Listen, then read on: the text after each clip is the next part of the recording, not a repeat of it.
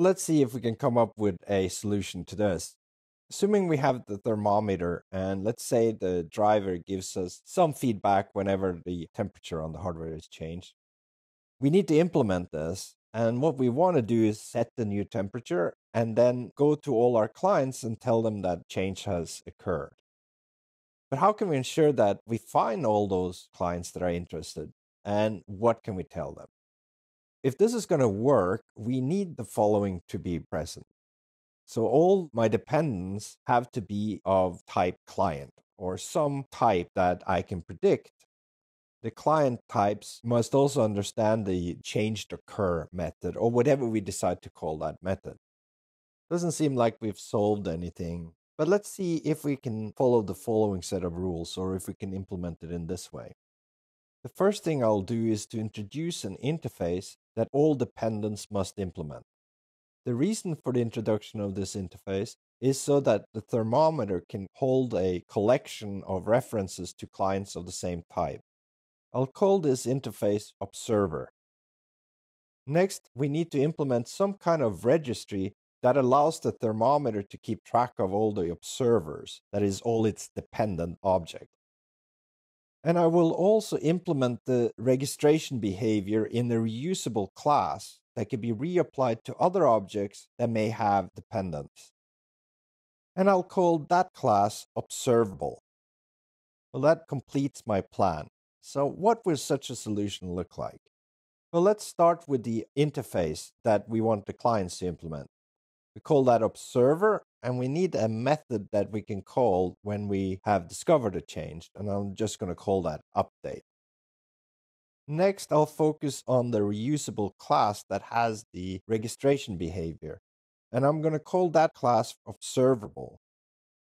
The registration behavior would be two methods, one for adding observers and another one for removing observers. I'm also going to create the convenience method that is protected that allows the subclasses of observable to notify all its dependents. So now all we need to draw in is the association where the observable is keeping track of a set of observers. What we created now is a totally generic way of having dependencies taken care of. That is, we have an interface called observer, which can be implemented by objects that want to listen to changes on other objects. And those objects that are being listened to would have to extend the class observable and therefore get this behavior of adding and removing observers or registration of observers. We also introduced this convenience method called notify dependents so that subclasses of observable can invoke this method, and the observable class would ensure that all the observers that are listening are informed. And if no one is listening, then of course it will be a no operation. And now we need to plug in the example classes. So first we have the thermometer, which we will make a subclass of observable. When we created a thermometer, we don't really know who our clients are, but let's just assume that we have some thermometer client. That thermometer client will have to make sure that they implement the observer interface. There may be many of these clients of different types, and the point here is that the thermometer doesn't really need to know. All it knows is that it will extend observable and call notify dependents whenever it has a change. The work for the thermometer now is quite simple. If we have a method, just call it driver update, whenever the driver updates the thermometer, all it needs to do is assign the new temperature and then call its supertype and say notify dependents. All the knowledge of dependencies and who's registered, who's not, exist on the superclass, and the thermometer's implementation becomes very simple. For completeness, let's also show the algorithm in notify dependents.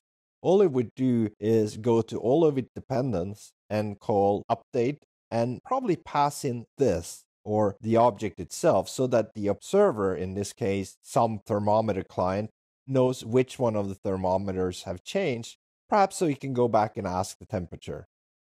Now, it might be hard to see what we're doing in a class diagram, so let's take a look at this in a sequence diagram. First, we have the thermometer client. I'm just going to call it T client. Next, we have the thermometer. Now I'm going to use a non-standard UML construct here, but I want to show the protocol between the superclass and the subclass. And the thermometer can be split into two parts. There is the subclass thermometer and also the base class observable. As I said, this is a non-standard UML. There's really only one thermometer, and it really should have been only one lifeline. The first thing that happens is that the client calls the thermometer and says add. Now that method is intercepted in the base class. That's why I'm drawing it to the base class part.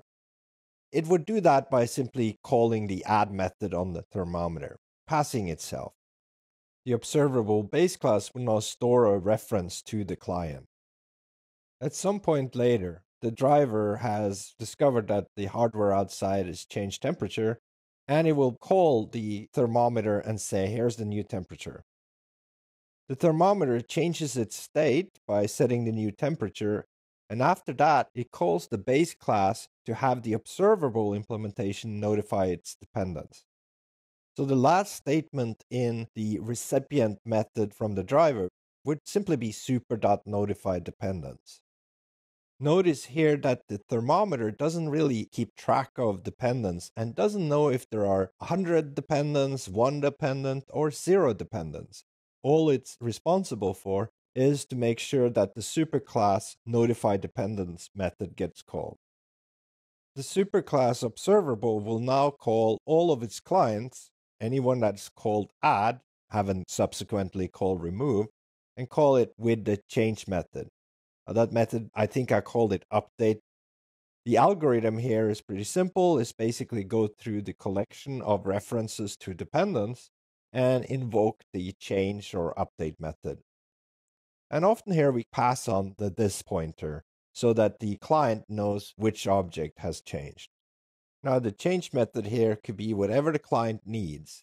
All we have done is we basically activated the client. We've given it a chance to run at the time when the temperature changed. Now, this pattern has become a very popular way, particularly in user interfaces, to have model objects that then change, and then whenever a change occurs, the change is propagated so that UI widgets can be updated. But you could use it in any other context also.